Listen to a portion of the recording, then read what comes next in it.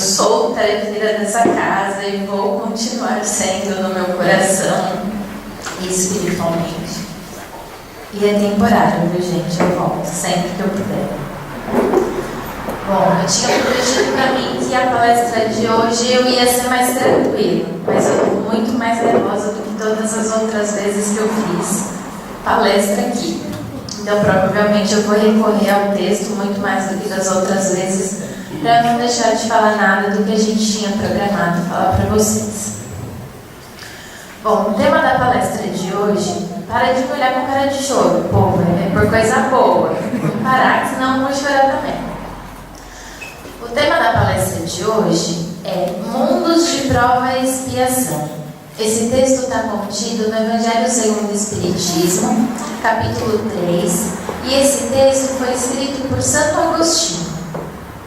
O Santo Agostinho começa esse texto com uma pergunta. Ele fala assim para a gente: o que eu posso dizer de diferente de um mundo de provas e expiações para vocês que ainda não saibam, uma vez que vocês habitam nesse mundo de provas e expiação? Então ele já começa dizendo: olha, muitas das coisas que eu vou dizer, vocês já sabem porque é o que vocês estão vivendo. Mas enfim, e aí ele traz pra gente argumentos que mostram que a gente está nesse período de transição. Um deles, ele fala que é a questão da gente utilizar a nossa inteligência ao contrário de utilizarmos os nossos instintos. Então a gente já está um pouco mais evoluído do que os nossos irmãos primitivos, que são muito mais instintivos do que nós. Ele fala também das nossas aptidões inatas. O que são aptidões inatas? É aquele processo que a gente tem de ter facilidade de fazer uma coisa mais do que outra. Então tem pessoas que têm mais aptidão com números, outras pessoas que têm mais aptidão, de repente, com a medicina, e os que gostam de número falam: meu Deus, medicina não, e vice-versa, né? Pessoas que têm mais aptidão com português, enfim. Então, ou crianças mesmo, né? Quem nunca viu aquelas crianças que 2, 3 aninhos sentam na frente do piano e tocam o piano de uma forma brilhante, né? Um instrumento tão difícil. Então isso mostra que aquele espírito já vem por um processo de aprendizagem, né? Não está mais no estágio primitivo. Mas também ele fala que no planeta Terra não existem só esses espíritos que estão passando por um processo de expiação. Existem também os espíritos que ainda estão nesse processo inicial, nesse processo primitivo. E aponta para a gente como exemplo as raças indígenas, as raças selvagens, que são irmãos que, como ele fala, estão saídos da infância espiritual. O planeta Terra, que não é o único planeta de provas e expiação, existem outros planetas de prova e expiação, ele tem como característica, vieram para cá espíritos que foram exilados de outros planetas, porque lá eles não se adaptaram mais, e aí foi necessário eles virem para cá. Como é isso? Então vamos imaginar uma escola. Então a gente começa lá o ano e tem a segunda série da escola, né? Então a gente vai aprendendo, a professora vai ensinando, alguns alunos vão indo muito bem, outros nem tanto. Quando chega no fim do ano, quem conseguiu atingir o objetivo passa para a terceira série. Quem não atingiu o objetivo continua na segunda série, repete de ano. E aí no ano seguinte, começa o segundo ano, e aquele aluno repetente, na verdade, é o aluno mais sabido da turma, porque ele já estudou aquele segundo ano, ainda que mais ou menos, no ano anterior. E aí com isso, ele junto da professora, vai auxiliar aqueles alunos que têm mais dificuldade em passar o segundo ano. Com isso, ele vai alavancar aqueles alunos para que eles tenham mais facilidade de aprender. Então assim servem os nossos irmãos, ou a gente mesmo, né, que viemos exilados de outros planetas. né? Nós estamos aqui porque de repente a gente conhece um pouquinho mais, ou não, mas que a gente está aqui para aprender e auxiliar o próximo. E aí uma pergunta: é importante sabermos que estamos num planeta de prova e expiação? O que vocês acham? Sim, é importante? É importante por quê? É importante para a gente pensar que as coisas que estão acontecendo na nossa vida, existe uma explicação. Eu não estou sofrendo somente porque eu estou sofrendo. As dificuldades que a gente passa, ou é por um processo de aprendizagem, de coisas que eu errei no passado e eu preciso revê-las, ou por um processo de aprendizagem, para eu aprender com os erros dos outros e não passar a dor que eles estão passando. Então, por isso é importante a gente saber disso. E é importante a gente saber se a gente é exilado de outro planeta ou não? A minha resposta pessoal, não. O importante é a gente saber que a gente precisa melhorar a nossa conduta. Independente se eu quero ser uma pessoa melhor para voltar para o meu outro planeta, ou se é para eu continuar aqui. Eu acho que esse pensamento é independente da ação que efetivamente a gente tem que tomar, que é buscar ser uma pessoa melhor.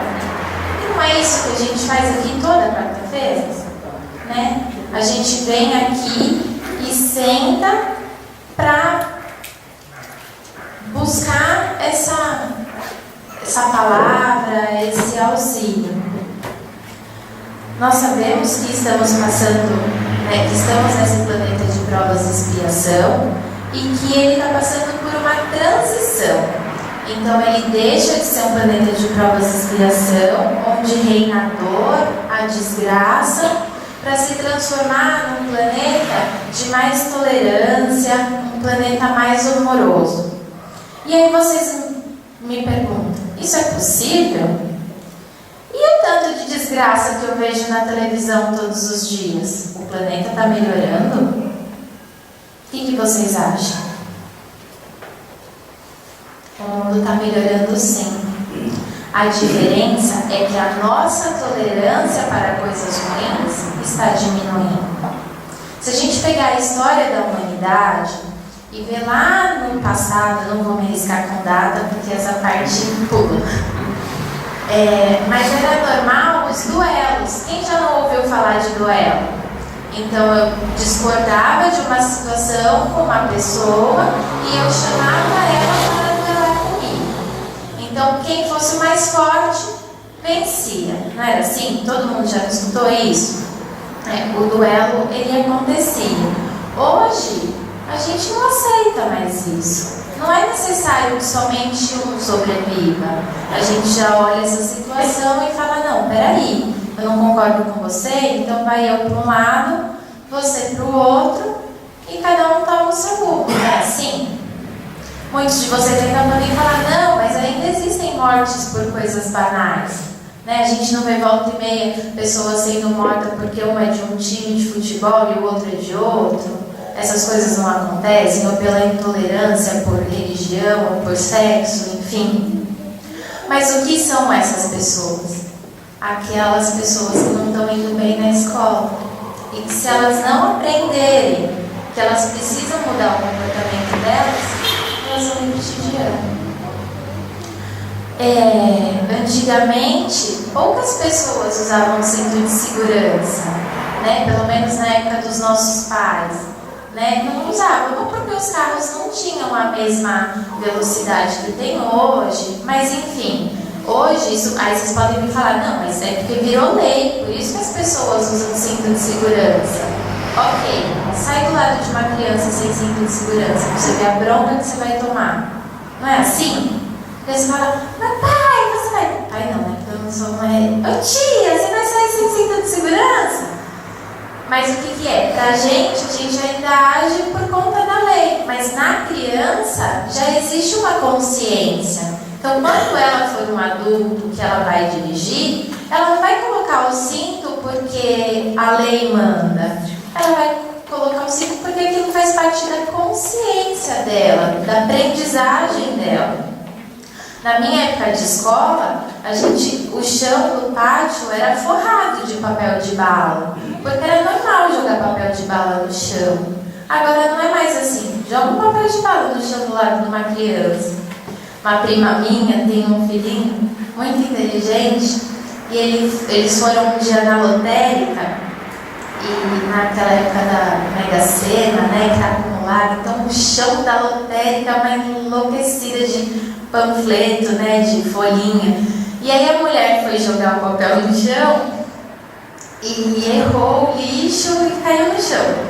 E aí ele falou pra ela: "Mal educada, jogou o papel no chão." Minha prima falou: "Não sei se eu estava feliz que meu filho tinha aprendido a lição, a vergonha que eu passei, né, dele ter chamado a atenção da mulher." Mas isso é natural, né? E que bom que a gente está tomando esse papel, porque é uma forma de conscientização. Outro ponto que a gente pode olhar que a conscientização existe é a questão da água, né? Hoje a água é motivo de discussão. Um dia a água tinha abundância, todo mundo usava água. Quantas vezes alguém já não viu uma mangueira aberta com a água escorrendo e a pessoa não fazendo nada? Hoje não, hoje a gente fala com água com consciência. Existem aqueles que preveem riscos, né, da água acabar, mas o mundo não vai acabar. O que acontece é que as pessoas estão tendo mais consciência de que elas precisam cuidar bem do planeta e o planeta vai se adequando às novas necessidades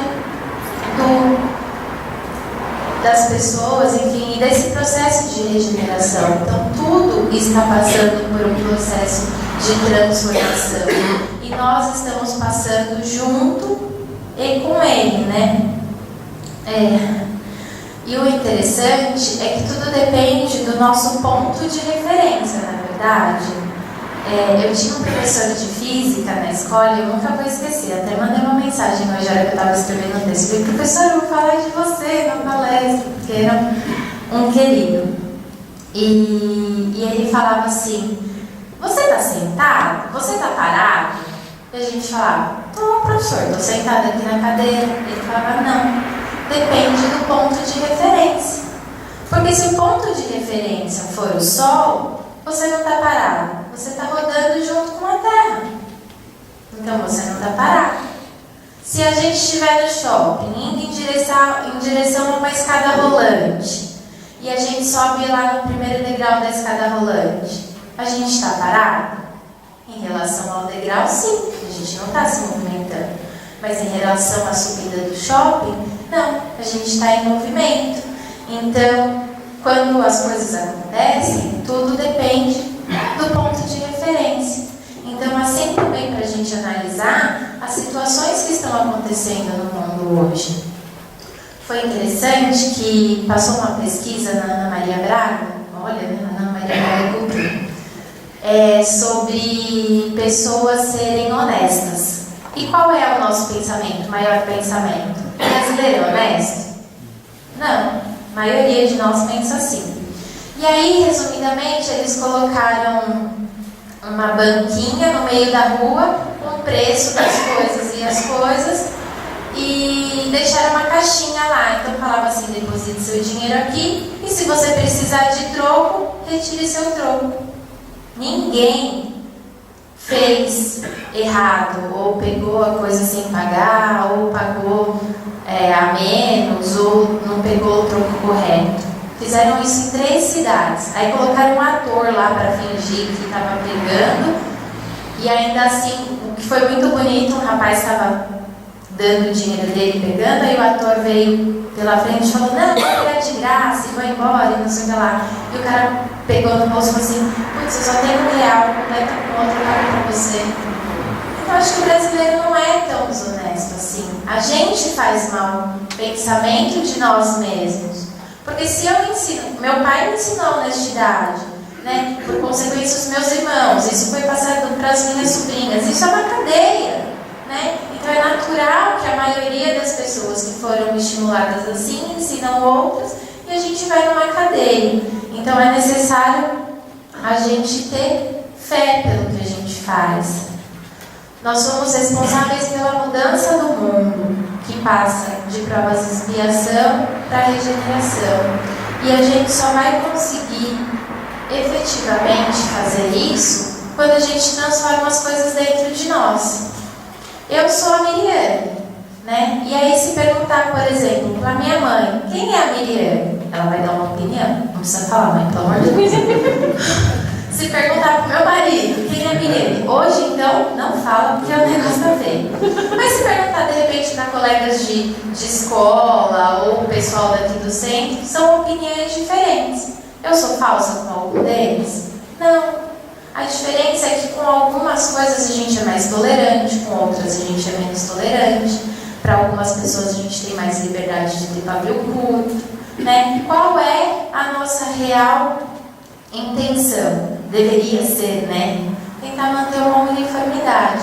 Tentar um dia ter a mesma doçura para com quem a gente não conhece, tal qual para quem a gente conhece. Porque assim, né? Quem a gente não conhece, nossa, anjo, né? Vai lá na minha casa ver, beleza?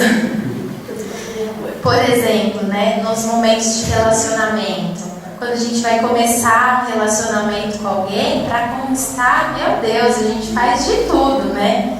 Eu, por exemplo, levava chocolate pro Júnior quase todos os dias, porque ele adorava chocolate, falei, vou ganhar ele pela barriga, né? Beleza, casei. Vai hoje ele pegar um chocolate meu, sem me falar. Vai que eu acabo com ele. E esses exemplos é interessante porque a gente pode olhar para dentro da gente e ver o quanto a gente não está agindo no automático. Porque nas nossas vidas, de repente passou, a gente faz um monte de programação no começo do ano. E quantas vezes a gente chega no final do ano e fala, caramba, eu não fiz metade do que eu tinha me programado para fazer. Por que isso acontece? Porque a gente não teve tempo? Não, porque a gente ligou o piloto automático, né? A gente foi indo, foi indo. E a organização que é feita, tanto para a gente encarnar, quanto para a gente se manter encarnado, porque isso também é difícil, é tão grande, lá do plano espiritual, de todo o processo reencarnatório, é tão grande que a gente não tem ideia. E aí a gente mantém o piloto automático ligado. E aí eu quis usar um exemplo daqui. Essa é uma casa que nos faz muito bem e que a gente vem buscar, né, luz e tantas outras coisas. E aí, por exemplo, volta e meia vocês escutam a gente falar aqui na frente. O silêncio é uma prece. Vamos manter o silêncio. Não vamos sentar espaçados na cadeira. Porque, por exemplo, o setor da ficha branca, o plano espiritual está todo trabalhando ali. Aí imagina, o plano espiritual está ali, mas tem um branco lá do outro lado. Aí vai um para lá e vem para cá. Né? Então é necessário ter essa organização, essa setorização, né? Das fichas, do pensamento. O trabalho já começa logo de manhã. Quando eu acordo e penso, hoje é quarta-feira, eu tenho que ir no centro, eu liguei com o mentor.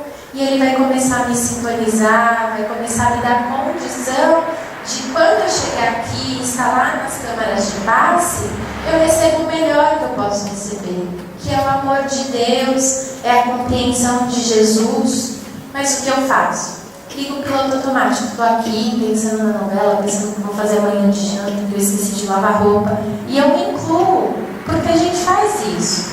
Ou a gente chega aqui, quer falar com um, quer falar com o outro. Não é por maldade. Eu também faço isso, mesmo sabendo que é errado. Mas é que somos amigos.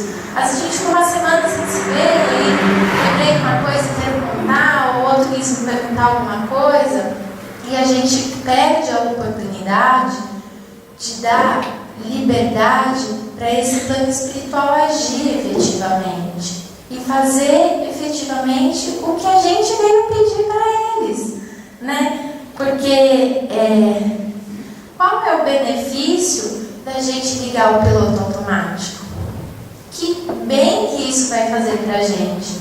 É dessa maneira que a gente vai buscar a nossa felicidade? E aí uma pergunta: as minhas atitudes, elas estão de acordo com o que eu quero para mim? Ou seja, eu estou plantando o que eu quero colher? Porque é fato, eu só vou colher o que eu plantar. E não adianta eu plantar abacaxi e querer banana, que não vai funcionar. Porque Porque a nossa ideia é terceirizar tudo, não é? Então a gente vem, não se programa, tá pensando na novela, na comida e não sei o que lá, aí vai lá, toma um passe, não resolveu, a casa não é boa. É isso, a casa é fraca. Ou então Deus não quis.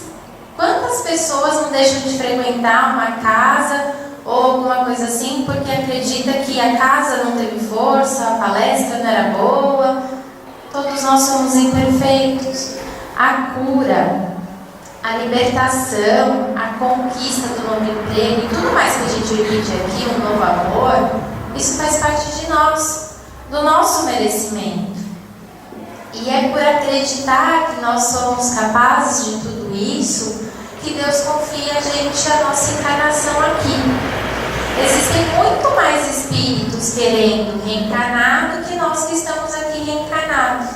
E o que a gente vai fazer com essa possibilidade, com essa oportunidade? A gente vai ligar o piloto automático ou a gente vai olhar para dentro da gente e buscar uma transformação das nossas vidas? Por que a gente quer ser feliz?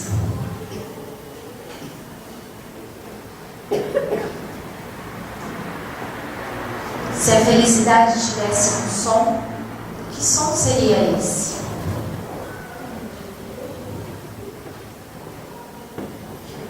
Seria o silêncio? Seria uma música de Bach? Uma música de Beethoven? Seria o choro de uma criança? Seria o grito de uma mãe quando para uma criança? A felicidade, ela é tão singular para cada um de nós. E por que eu estou falando de felicidade se o tema da palestra de hoje é mundo de provas e expiação? Porque eu acredito que se nós buscarmos a nossa felicidade amando a Deus sobre todas as coisas e ao próximo como a ti mesmo, nós iremos passar de ano nessa prova de mundo de provas e expiação para um mundo de regeneração. E o nosso papel não é fazermos isso individualmente, mas coletivamente. Eu confesso que se a felicidade tivesse um som, para mim, se tivesse uma paisagem, seria essa. Porque são 12 anos dentro dessa casa. Entrei aqui uma menininha, ainda sou, mas eu entrei aqui uma menininha e eu aprendi tanto com esse lugar. Eu dei tantas risadas com essas pessoas que eu não tenho palavras para explicar o quanto é difícil me desligar temporariamente daqui. Temporariamente eu digo porque o coração vai estar sempre aqui, porque todas as vezes que eu puder eu quero estar aqui, participar dessa casa, mas eu também quero que minha vida dê certo. Eu estou buscando algo melhor e eu acho que eu vou conseguir. Então, com muito carinho que eu estou aqui hoje, eu quero agradecer a oportunidade, agradecer a todas as pessoas, a todos os sorrisos, a todos, prestem atenção que eu recebi aqui, não foram poucos. Muito obrigada por essa oportunidade. E para finalizar, eu ia ler um poema chamado Poema da Gratidão, mas a gente está em horário, né? O poema é muito grande. Mas quem tiver a oportunidade de ler na internet, é muito lindo. É quando a gente agradece por tudo que a gente tem. Pela visão, pela audição, pelo tato, pelo olfato, pelo caminhar, pelo paladar. Mas que a gente entende que as pessoas que não têm isso nesta vida, um dia as terão e vão aprender com essa passagem. Então agora a gente encerra a palestra, eu vou fazer a prece de encerramento e depois vai ter a apresentação das crianças. Qual é o nome do poema? Poema da Gratidão, é do Divaldo Franco, pela Espírito de Amélia Rodrigues.